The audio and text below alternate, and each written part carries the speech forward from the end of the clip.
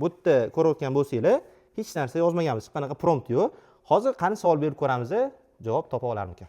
Quloqqa tepmasangizchi, namuncha meni sodda bola deb o'ylayapsizmi? Hamma narsani topib bermaydi. Aka, ishoning, xohlagan narsangizni topib beryapti. Nima narsa so'rasangiz, hamma ma'lumot beryapti. Ya xohlagan narsamizni topib bermas. Masalan, nima narsa kerak sizga, aka? Nima haqida ma'lumot kerak? Misol uchun, qani klimadens haqida ma'lumot berib ko'rsin-chi. Klimadens haqida? Bo'ldi. O'rtoqlar, xullas Sobir akamlar bilan hozir bahslashib qoldik. Men aytayapman, ChatGPT, ya'ni sun'iy intellekt nima so'rasa ma'lumot beradi, topib beradi, ammo bilisholmayaptilar. Va qani klimadens haqida so'rab ko'ramiz, bilarmikan. Xo'p, so'z isboti bo'lishi kerak. Mana bu yerda ko'rayotgan bo'lsanglar, hech narsa yozmaganmiz, hech qanaqa prompt yo'q.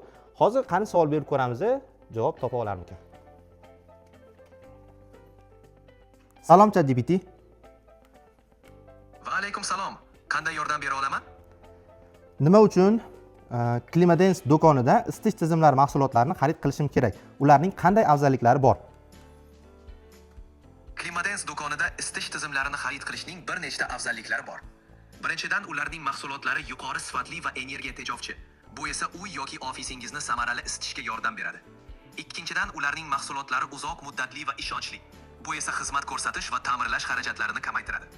Uchinchidan, Klimadens mijozlarga keng turdagi tanlov va professional maslahatlar taklif qiladi.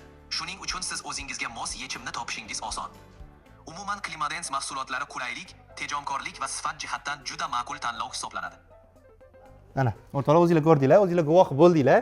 Sobir aka qoyil qoldingizmi? Men qoyil qoldim, lekin gap yo'q. Shunaqa aka. O'rtoqlar, o'zingizlar ham sinab ko'ringlar, biznes egalari, o'zingizlarning kompaniyalaringiz haqida so'rab ko'ringlar, qani ma'lumot beradi.